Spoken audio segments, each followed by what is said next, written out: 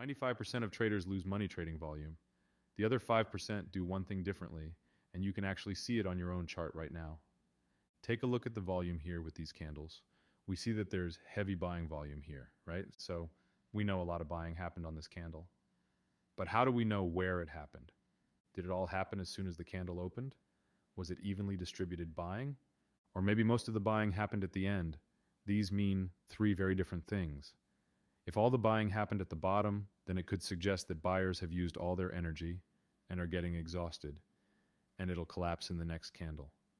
If all the buying happened at the top, then it means that buyers were able to push the price up pretty easily here with just a few buyers, and more buyers coming in means they're primed to push even higher.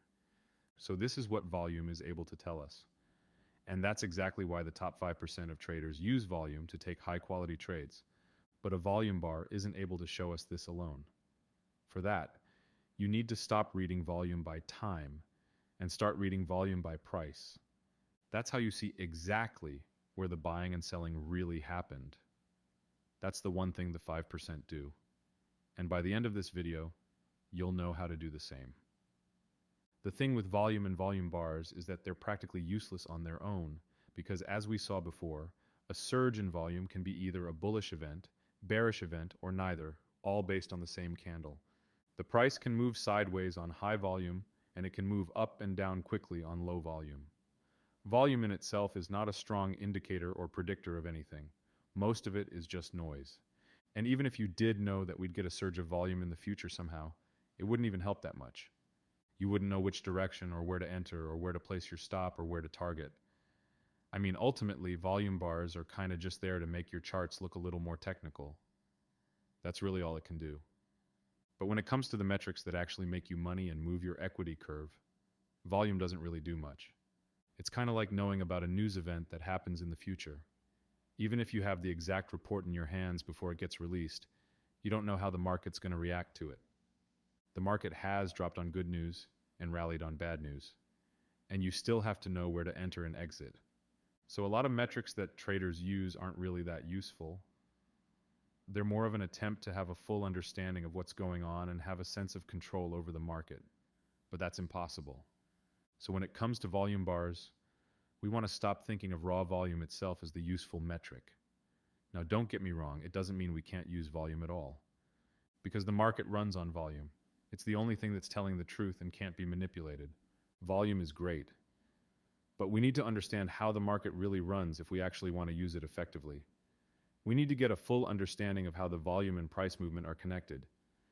To get a full understanding, we need to get a feeling for how the market functions. And by this, I mean quite literally an instinct, as if you know what to do without thinking. That's going to be key to getting us in the top 5%. Because when you're actually trading in real time, you have 1,000 different thoughts racing through your head at once. And it changes with every new tick. You might have no idea what's going on at first, then start to develop a plan, then get more confident in that plan, then less confident, then more confident again, and then less confident. And then you might believe the market will do the opposite of your plan, and to flip your bias altogether. Then you'll get more confident in your original plan again. And this is all happening in just seconds. It's very easy to get swayed by price action, and it'll almost certainly cause you to deviate from your plan. But this happens only when you don't fully trust the market. You don't have a full picture, so you're cautious with every new piece of information. And then doubt sweeps in, and you do things that you wouldn't normally do, that look terrible in hindsight. But if you truly understand how the market functions, this isn't really a problem anymore. You already know how to accept everything that's going on, and that allows you to see the market a lot more clearly, and not take trades that eat away at your profit. So it's extremely important that you internalize this. Now, there are a lot of theories and ideas about how the market works. Some of them are right, some of them are wrong, but most of them are entirely useless, at least to us as day traders. The only one that actually matters is the auction market theory. This explains the mechanics behind how the price of an asset is determined and why it moves. Now, when it comes to the price of an asset, there are two terms that are often used. There's the value of an asset and the price of an asset. The value of an asset is how much it's worth intrinsically, and that's usually based on things like cash flow, earnings, macroeconomic conditions, and other metrics. This is what you'd consider a fair price for the asset, given the current metrics. So, if you have a company that's generating a certain amount of revenue in a certain industry, and based on all the other factors, you give it a $2 billion valuation. If it has 100 million shares, then the share price would be $20. That would be the value of the asset. The price of the asset is the actual numerical amount that the share price is currently trading at, and this changes by the second. Now, when it comes to day trading, value is a completely useless metric. Not only is it useless, actually, it's harmful, because the belief with value is that an asset will always revert to its value. So if this is trading at $30, then it's overvalued and will drop back down to 20. If it's trading at $15, then it's undervalued and will jump to 20. That's how value is perceived relative to the price. And most day traders already know not to use long-term valuations in short-term trading. That's common sense. But the problem is the value mentality still carries itself over to day trading, and that's where it causes some issues. So if, for example, you're looking at a chart and the price breaks out into a really strong uptrend, then you might be tempted to go against it by instinct. You might be wondering why it's happening. You might think there's some news event outside the market you need to catch up on. That's something we all have. We all have that type of logic built into us, even if we aren't value traders. But if you're a price trader, you'll see a really strong uptrend, and you'll want to jump in to continue riding it. And most of the time, you'll find that the price trader is right. But the point of market auction theory is not about who's right and who's wrong. It's about seeing the market through the correct frame, so you know when and how the market's going to move. It's about understanding that you need to get just the next move right, and not the move after that or the next 20 moves, or correctly guess what's going to happen next week. That single-minded focus is what we need. We need to completely eliminate the value mentality or anything that's tying our bias down and be entirely focused on current price movement. So you've probably heard of an auction, right? It's usually done in a room and there's an item at the center and you have multiple people bidding on it. It starts at a certain price, then keeps rising as more people bid on it. And eventually, no one wants to keep bidding and pay a higher price, and the item is sold to the highest bidder. Auction market theory states that the market works exactly like this, regardless of what the perceived value of the asset is, and that it's a two-way auction. So it doesn't just bid upward, but also downward. And it's constant, of course. It doesn't have an end date. Now, what drives price movement in this is volume. If you have a larger quantity of buy orders than you do of sell orders to match it, then the demand of buy orders outweighs the supply of sell orders and needs to push higher. So the auction is like the skeleton of the market. That's the framework the market uses to move the price around. And volume is the force that actually moves the price around.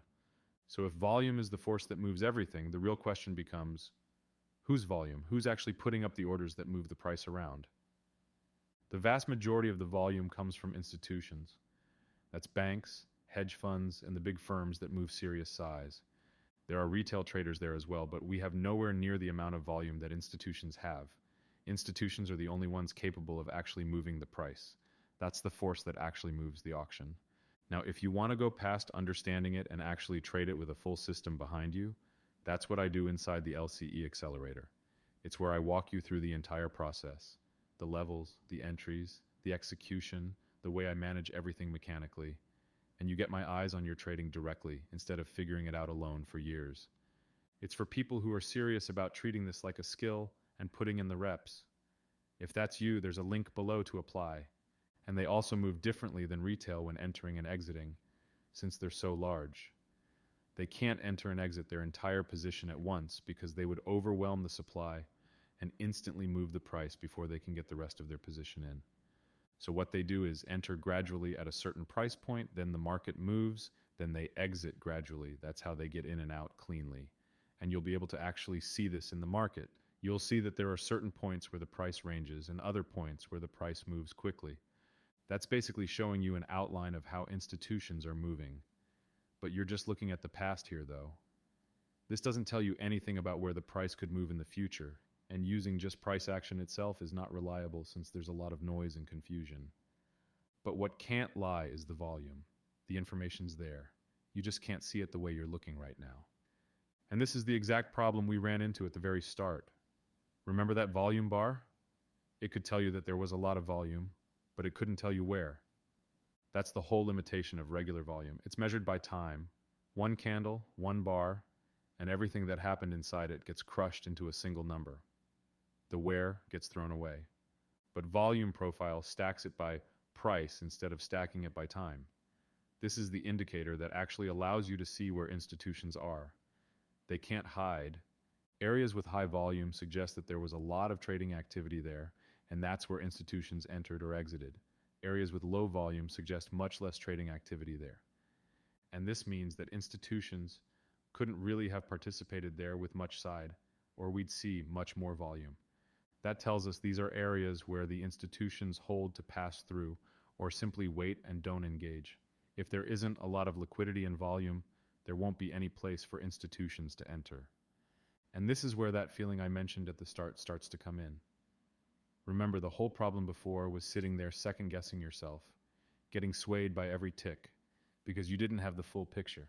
Well, this is the full picture. When you can see where the real business got done, you stop reacting to every little move, because you know what actually matters and what's just noise.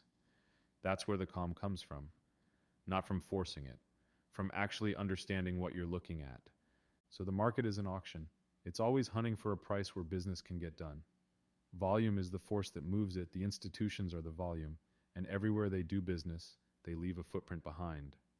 Volume profile is just what lets you finally see that footprint, where the real business happened and where it didn't. And once you've got that, you don't look at a chart the same way again. You stop staring at candles trying to guess the next move, and you start seeing what the market's actually doing underneath. That's the difference between the 95% and the 5%. It was never about working harder or staring at the screen longer. They were just looking at the one thing that actually tells the truth. Now make sure to check out the LCE Accelerator program below if you're interested, and I'll be seeing you in the next video.